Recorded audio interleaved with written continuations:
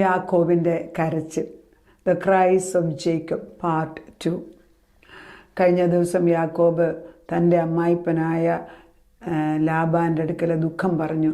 ഞാൻ ഇത്രയും നാൾ നിൻ്റെ മേലെ നിനക്ക് വേണ്ടി ശുശ്രൂഷ, ഏകദേശം 20 കൊല്ലമാണ് ശുശ്രൂഷ ചെയ്തിട്ട് ഒരു പ്രയോജനം എനിക്കുണ്ടായില്ല. എൻ്റെ ദൈവം എനിക്കില്ലായിരുന്നുവെങ്കിൽ നീ എന്നെ നശിപ്പിക്കുമായിരുന്നു എന്ന് പറയുന്നു. അത് വളരെ ദുഃഖത്തോടു കൂടിയാണ് യാക്കോബ് പറയുന്നത്.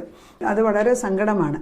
യാക്കോബ് പറയുകയാണ് 20 വർഷം, അതിൽ 14 സംവത്സരം നിൻ്റെ 2 പുത്രിമാർക്കും 6 സംവത്സരം ആട്ടിൻകൂട്ടത്തിനും, 7 വർഷം വീതം ഒരാൾ. ഒന്നാമത് റാഖേലിനെ കിട്ടാൻ വേണ്ടി 7 വർഷം, പക്ഷെ റാഖേലിനെ ആഗ്രഹിച്ചെങ്കിലും കൊടുത്തില്ല.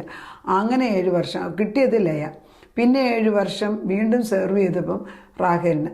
പിന്നെ 6 വർഷം, അപ്പോൾ 7 7 14, പിന്നെ 6 വർഷം ആടുമാട്. അപ്പം 14 6 20 വർഷം അമ്മായിപ്പൻ്റെ കൂടെ ജീവിച്ചു. അമ്മായിപ്പൻ സ്വത്തുകാരനായി, എങ്കിലും ദൈവത്തിൻ്റെ കയ്യ് യാക്കോബിൻ്റെ കൂടെ ഉണ്ടായിരുന്നതിന്. അതാണ് ദൈവമക്കൾ എവിടെ പോയാലും അവിടെ ഐശ്വര്യമുണ്ട്, അല്ലെങ്കിൽ അവിടെ അനുഗ്രഹമുണ്ട്, അവിടെ വർധനമുണ്ട്. പക്ഷെ ഒരു ഗുണം, ഈ വർധനവ് കിട്ടിയെന്നും കൊണ്ട് സമാധാനം കിട്ടണമെന്നില്ല. പേരും പെരുമയും ഉണ്ടാകുന്ന കണ്ട് ഉള്ളിലുള്ള ദിവ്യ സന്തോഷം കിട്ടുന്നില്ല. അവിടെ ക്യാരക്ടർ മാറണം. അതാണ് ഇവിടെ ദൈവം ചെയ്യുന്നത്. അങ്ങനെ യാക്കോബ് കരഞ്ഞിട്ട് ലാബാൻ്റെ അടുക്കൽ പോകാൻ തീരുമാനിക്കുമ്പം ഈ 31-ാം അധ്യായത്തെ ഉൽപ്പത്തിയിൽ ഈ 3-ാം വാക്യം, അപ്പോൾ യഹോവ യാക്കോബിനോട് നിൻ്റെ പിതാക്കന്മാരുടെ ദേശത്തേക്കും നിൻ്റെ ചാർച്ചക്കാരുടെ അടുക്കലേക്കും മടങ്ങിപ്പോകാം, ഞാൻ നിന്നോടുകൂടെ ഇരിക്കുമെന്നാണ് എന്ന് കൽപ്പിച്ചു. അവിടെ ദൈവം പറയാണ്. അപ്പോൾ യാക്കോബിൻ്റെ കരച്ചിൽ കേട്ടിട്ട് ദൈവം ഇറങ്ങി വന്ന് ഇപ്പം സംസാരിച്ചു. നേരത്തെ ഒന്നും ചോദിച്ചിട്ടൊന്നും അല്ല ചെയ്യുന്നത്. ദൈവം എന്നാലും കരുതി. ഇപ്പം പറയുന്നു, ദൈവം പറയുന്നു, നീ പോ. അത് നമ്മുടെ സ്വന്തം ചാർച്ചക്കാരുടേക്കും നമ്മുടെ ഭവനത്തിലേക്കും തിരിച്ചു പോകുന്ന ഒരു പ്രവണത അടുത്ത കാലം വരെ ഉണ്ടായിരുന്നു. ഇപ്പോൾ അത് കുറഞ്ഞു വരികയാണ്. കാരണം ലോകം മുഴുവനും ഒരു ചെറിയ ഗോൾ പോലെയായി മാറിയിരിക്കുക. പക്ഷെ നമുക്ക് പണ്ടൊക്കെ, ഇപ്പോൾ ഞങ്ങളൊക്കെ പുറത്തു പോയവരാണ്. ഞങ്ങൾ പുറത്തു പോയെങ്കിലും സ്വന്തം നാട്, സ്വന്തം ഭവനം, സ്വന്തം വീട്ടുകാരെന്ന് പറഞ്ഞിട്ട്, പക്ഷെ നമ്മുടെ മക്കളൊപ്പം ദൂരെയാ. അപ്പോൾ അതിപ്പോൾ ഇനിയുള്ള തലമുറയ്ക്ക് അത് പാടായി മാറും. പക്ഷേ ഈ വേദപുസ്തകത്തിൽ എപ്പോഴും ദൈവം, നമ്മളെ സൃഷ്ടിച്ച ദൈവം നമ്മളെ സ്വന്തം ഭവനങ്ങളിലേക്ക് തിരിച്ചുവിടുന്നതായിട്ട് കാണാം. നമ്മളൊക്കെ പ്രവാസികളാണ്. സ്വന്തം ഭവനം എന്ന് പറയുമ്പോൾ നമ്മൾ സ്വർഗത്തിൽ വിട്ടവർ തിരിച്ചു പോകണമെന്നൊരർത്ഥവും കൂടി ഉണ്ട്. അപ്പം പിന്നെയും ഈ 31-ൻ്റെ തന്നെ ഏകദേശം 13 പറയുന്നു, ആകയാൽ നീ എഴുന്നേറ്റ് ഈ ദേശം വിട്ട് നിൻ്റെ ജന്മദേശത്തേക്ക് മടങ്ങിപ്പോക എന്ന് കൽപ്പിച്ച് 2 പ്രാവശ്യം കേൾക്കുകയാണ്. അപ്പം ദൈവം തമ്പുരാൻ ഇപ്പോൾ യാക്കോബിനോട് സംസാരിക്കുന്ന യാക്കോബ്, കാരണം അമ്മായിപ്പൻ കളിപ്പീരാനെന്ന് മനസ്സിലായി. ഇവിടെ നിന്ന് ഈ വല്ലവൻ്റെയും ദേശത്ത്, അത് തന്നെയല്ല, ഈ ലാബാൻ്റെ മക്കൾ വേറെ ആൺമക്കളുണ്ട്. അവർക്ക് യാക്കോബിന് ഇഷ്ടമല്ല താനും. കാരണം ഇവനുള്ളതെല്ലാം എൻ്റെ അപ്പൻ്റേത് എടുക്കുന്നതെന്ന് അവർ പറയാൻ തുടങ്ങി. So already he has got a bad name there, even though he has got many riches. ഒത്തിരി സ്വത്തൊക്കെ ആടുമാടുകളെ ഉണ്ടാക്കിയെങ്കിലും ഇതിനെക്കുറിച്ചുള്ള പേര് മോശമാണ് ഈ ദേശത്ത്. അങ്ങനെ ഇരിക്കുമ്പോൾ ദൈവം പറഞ്ഞു, തിരിച്ചു പൊക്കോളാൻ പറയുമ്പോൾ അവൻ്റെ ഭാര്യ റാഖേലിനെ ലയം പിടിച്ചിട്ട് നമുക്കിവിടുന്ന് പോകാമെന്ന് പറഞ്ഞ് അവർ പോവുകയാണ്. 3 ദിവസത്തേക്ക് ഇവർ പോയ വിവരം അമ്മായിപ്പൻ അറിഞ്ഞില്ല, ലാബാൻ അറിഞ്ഞില്ല. എന്നാൽ 3 ദിവസം കഴിഞ്ഞപ്പോൾ അറിഞ്ഞപ്പോൾ ലാബാന് ദേഷ്യം വന്നിട്ട് ആളുകളെ വിളിച്ചു, കൂടെയുള്ള ജോലിക്കാരെ വിളിച്ച് ഇവരെ ഉപദ്രവിക്കാൻ, തിരിച്ചു കൊണ്ടുവരാൻ വേണ്ടി പുറപ്പെടുന്ന ഭാഗമാണ് വേദപുസ്തകം. യാക്കോബ് ഓടിപ്പോയെന്ന് ലാബാന് 3-ാം ദിവസം അറിവിട്ടു. ഉടനെ അവൻ തൻ്റെ സഹോദരന്മാരെ കൂട്ടിക്കൊണ്ട് 7 ദിവസത്തെ വഴി അവനെ പിന്തുടർന്നു. അങ്ങനെ യാക്കോബിനെ തിരിച്ചു കൊണ്ടുവരാൻ, ഉപദ്രവിക്കുവാനായിട്ട് തിരിച്ചു വരുമ്പോൾ ദൈവത്തിൻ്റെ ശബ്ദം ലാബാൻ കേൾക്കുന്നത് ഇങ്ങനെയാണ്, നീ യാക്കോബിനോട് ഗുണമെങ്കിലും ദോഷമെങ്കിലും പറയാതിരിപ്പാൻ സൂക്ഷിച്ചു കൊള്ളുക എന്ന് പറഞ്ഞു. അങ്ങനെ ഇവർ തമ്മിൽ ഒന്നിച്ച് കൂട്ടുന്നു. പക്ഷെ ദൈവം വാഗ്ദത്തം ചെയ്ത് അതിശക്തമായിട്ട് നിന്നതിനാൽ ഇവർക്കൊന്നും ചെയ്യാൻ സാധിച്ചില്ല. അവിടെയാണ് യാക്കോബ് കരയുന്നത്. ഈ ലാബാനോട് പറയാണ്, ഈ 20 സംവത്സരം ഞാൻ നിൻ്റെ വീട്ടിൽ പാർത്തു, 14 സംവത്സരം നിൻ്റെ 2 പുത്രിമാർക്കായും 6 സംവത്സരം നിൻ്റെ ആട്ടിൻകൂട്ടത്തിനായി നിന്നെ സേവിച്ചു. 10 പ്രാവശ്യം നീ എൻ്റെ പ്രതിഫലം മാറ്റി എൻ്റെ പിതാവിൻ്റെ ദൈവമായി അബ്രഹാമിൻ്റെ ദൈവവും ഇസ്ഹാക്കിൻ്റെ ദൈവവും എനിക്കില്ലായിരുന്നു എങ്കിൽ നീ ഇപ്പോൾ എന്നെ വെറുതെ അയക്കുമായിരുന്നു. കറക്റ്റ്. ഇതാണ് ഞാനും പറയുന്നത്. നമ്മൾ പിതാക്കന്മാരുടെ ദൈവത്തെ, നമ്മുടെ തലമുറകളുടെ ദൈവത്തെ, നമ്മുടെ പൂർവ്വന്മാരുടെ ദൈവത്തെ, അല്ലെങ്കിൽ നമ്മളെ സൃഷ്ടിച്ച ദൈവത്തെ അന്വേഷിച്ച് നമ്മുടെ സ്വന്തം ദേശത്തേക്ക് തിരിച്ചു വരുമ്പം ശത്രുക്കളും. പക്ഷെ ദൈവം പറയുകയാണ്, ഞാൻ നിൻ്റെ കൂടെ ഉണ്ട്, ഞാനാണ് നിന്നെ ദേശത്ത് കൊണ്ടുവന്നതെങ്കിൽ ഞാൻ നിന്നെ അവിടെ നിർത്തും. ഇതാണ് അവൻ കോട്ട പോലെ നമുക്കൊരു ചുറ്റും, യെരൂശലേമിനെ സിയോൻ പർവ്വതം കൊണ്ട് ചുറ്റിയിരിക്കുന്ന പോലെ നമ്മൾ ദൈവത്തിൻ്റെ മക്കളാണെങ്കിൽ അവൻ ചുറ്റി നിർത്തിക്കുന്ന ഒരു ദൈവമാണ്. ആ ദൈവം നമ്മളോട് പറയുന്നു.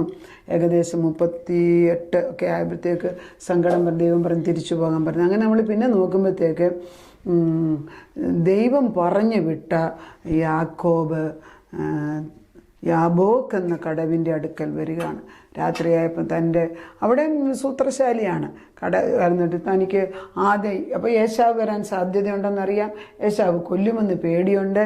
അതിനാൽ ഏശാവിനെ പ്രീതിപ്പെടുത്താൻ ആദ്യമേ തന്നെ കുറേ പ്രസൻസ് കൊടുക്കുന്നു, അയക്കാൻ.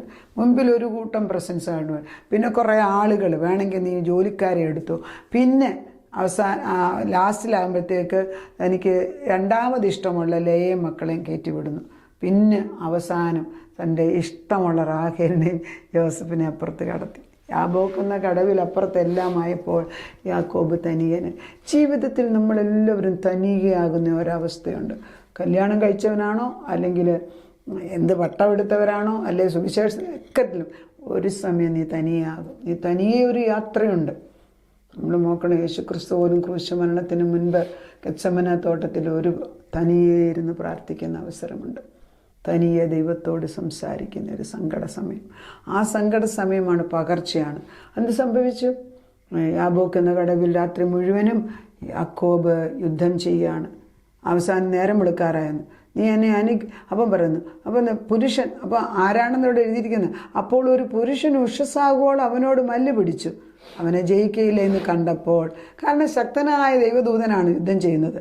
നമ്മൾ ദൈവദൂതന് വേണമെങ്കിൽ വിട്ടുകൊടുക്കാം, പക്ഷെ അവനെ പഠിപ്പിക്കണമല്ലോ. ജയിക്കയില്ല എന്ന് കണ്ടപ്പോൾ അവൻ്റെ തുടയുടെ തടം തൊട്ടു. ആകയാൽ അവനോട് മല്ല് പിടിക്കയിൽ യാക്കോബിൻ്റെ തുടയുടെ തടം ഉടക്കി കളഞ്ഞു. എന്നെ വിടുക, ഉഷസ്സുദിക്കുന്നുവല്ലോ എന്ന് പറഞ്ഞു. നീ എന്നെ അനുഗ്രഹിച്ചിട്ടല്ലാതെ ഞാൻ എന്നെ വിടുകയില്ല എന്ന് പറഞ്ഞു. വേണം മർമ്മം ഇവിടെയാണ്.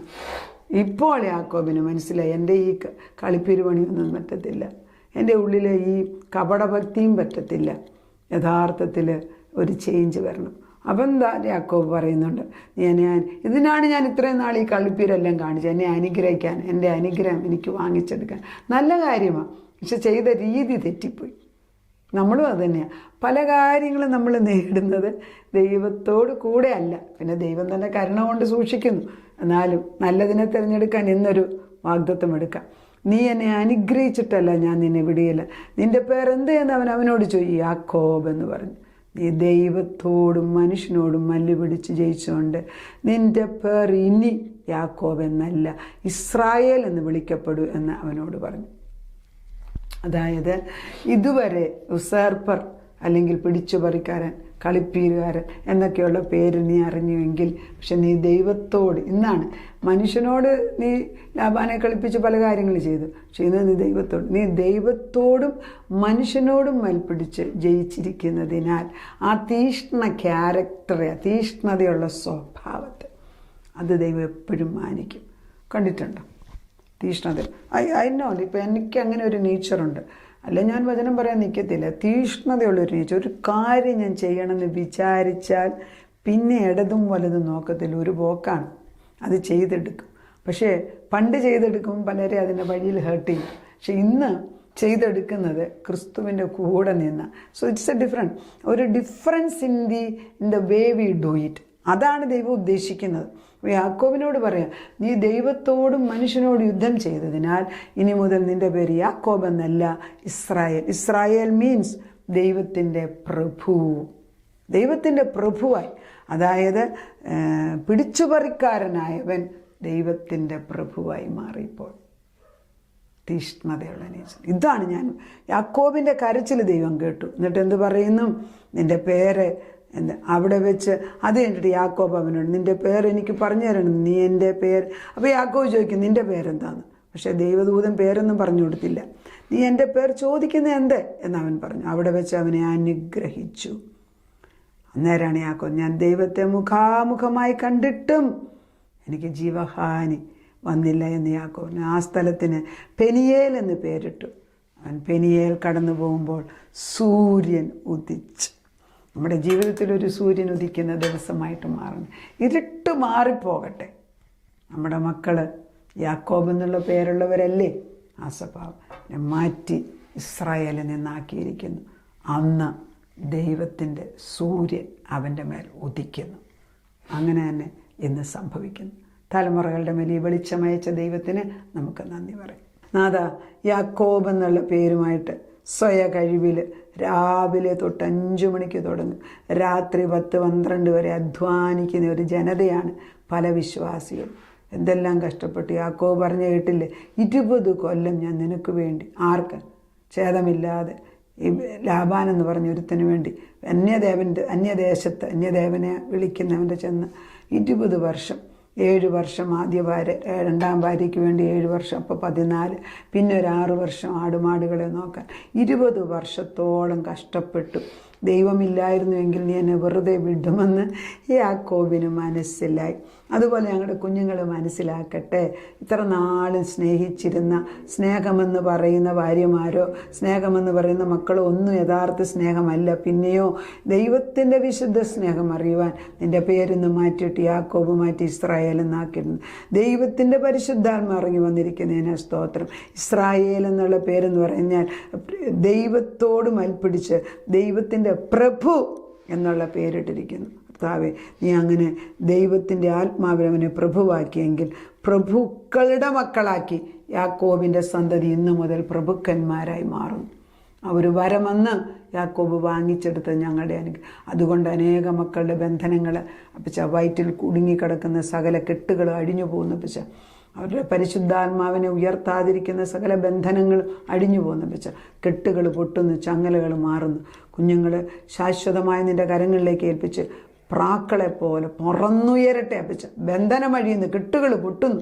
ശപിക്കപ്പെട്ടതായ അവസ്ഥ മാറി ഇസ്രായേൽ എന്നുള്ള പേരെടുത്തതിനാൽ നന്ദിയോടെ സ്തോത്രം. നമ്മുടെ തലമുറകളോട് കരുണ തോന്നി നിൻ്റെ രക്തത്താൽ സീൽ ചെയ്ത് ക്രിസ്തുവിൻ്റെ രക്തത്താൽ അവരെ വീണ്ടെടുത്ത് നിൻ്റെ അനുഗ്രഹിക്കപ്പെട്ട മക്കളാക്കി മാറ്റിയതിന് നന്ദിയോടെ സ്തോത്രം. അവരെല്ലാവരും പ്രഭുക്കന്മാർ, രാജാതിരാജാവിൻ്റെ കർത്താതികർത്താവിൻ്റെ കൂടെ ഇരുന്ന് സന്തോഷിക്കേണ്ട മക്കളാക്കി അവരെ മാറ്റിയിരിക്കുന്നതിന്, സ്വഭാവ ശുദ്ധീകരണം ചെയ്തതിന് നന്ദി പറയുന്നു. പ്രാർത്ഥനയുടെ ഉത്തരം തന്നതിന് നന്ദി. യേശു ക്രിസ്തുവിൻ്റെ പൊന്നുനാമത്തിൽ തന്നെ. ആമേൻ.